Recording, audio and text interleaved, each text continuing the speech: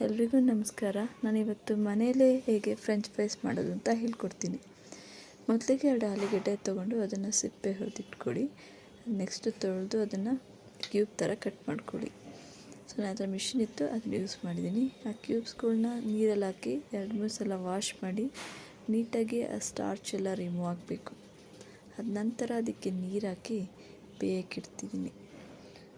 So ಬೇಯಿಸುವಾಗ ಸ್ವಲ್ಪ ಸಾಲ್ಟನ್ನ ಹಾಕ್ತಿದ್ದೀನಿ. So ಅದು ಚೆನ್ನಾಗಿ ಬೇಯಬೇಕು. ಸೊ ಬೆಂದ ನಂತರ ಅದನ್ನು ಸೋಸ್ಕೊಂಡು ನೀರಂಶ ಹಿಟ್ಟೆಲ್ಲ ನೀಟಾಗಿ ಹೋಗೋ ಥರ ಮಾಡಿ ಆಮೇಲೆ ಅದಕ್ಕೆ ಸ್ವಲ್ಪ ಕಾರ್ನ್ಫ್ಲೋರ್ನ ಮಿಕ್ಸ್ ಮಾಡ್ತೀನಿ. ಕ್ರಿಸ್ಪಿ ಚೆನ್ನಾಗಿ ಬರುತ್ತೆ. ಅದನ್ನು ಕಾರ್ನ್ಫ್ಲೋರ್ ಮಿಕ್ಸ್ ಆದಮೇಲೆ ಅದನ್ನು ಎಣ್ಣೆಲಿ ಕರಿಯೋಕ್ಕೆ ಯೂಸ್ ಮಾಡೋಣ ಅಂತ ಸೊ ಎಣ್ಣೆ ಕಾಯಕ್ಕೆ ಇಟ್ಟಿದ್ದೀನಿ. ಸೊ ಎಣ್ಣೆ ಕಾದ ನಂತರ ಮಿಕ್ಸ್ ಆಗಿರೋ ಕಾರ್ನ್ಫ್ಲೋರ್ದು ಪೊಟ್ಯಾಟೋಸ್ನ ಹಾಕ್ತಾಯಿದ್ದೀನಿ. ಸೊ ಅದು ಡೀಪ್ ಫ್ರೈ ಆಗೋದು ಬೇಡ, ಸ್ವಲ್ಪ ಫ್ರೈ ಆದರೆ ಸಾಕು. ಸೊ ಹಾಗಾಗಿ ಆ ಕಡೆ ಈ ಕಡೆ ಮುಚ್ಚಿ ಅದನ್ನು ಫ್ರೈ ಮಾಡ್ಕೊತಾ ಇದ್ದೀನಿ. ಸ್ವಲ್ಪ ಫ್ರೈ ಆದರೆ ಸಾಕು. ಸೊ ಸ್ವಲ್ಪ ಫ್ರೈ ಆದಷ್ಟನ್ನ ಅದನ್ನು ಎಣ್ಣೆಯಿಂದ ಹೊರಗಡೆ ತೆಗೆದಿಟ್ಕೊತೀನಿ ಒಂದು ಪ್ಲೇಟ್ಗೆ.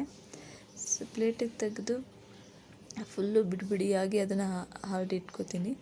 So ಹರಡಾದ್ಮೇಲೆ full ತಣ್ಣಗಾಗಬೇಕು. ತಣ್ಣಗಾದ ನಂತರ ಮತ್ತೆ ಅದನ್ನು ಎಣ್ಣೆಗೆ ಹಾಕಿ ಇನ್ನೊಂದು ಸಲ ಡೀಪ್ ಫ್ರೈ ಮಾಡ್ತೀನಿ. ಸೊ ಡೀಪ್ ಫ್ರೈ ಆದ ನಂತರ ನಿಮಗೆ ಫ್ರೆಂಚ್ ಫ್ರೈಸ್ ರೆಡಿ ಆಗುತ್ತೆ.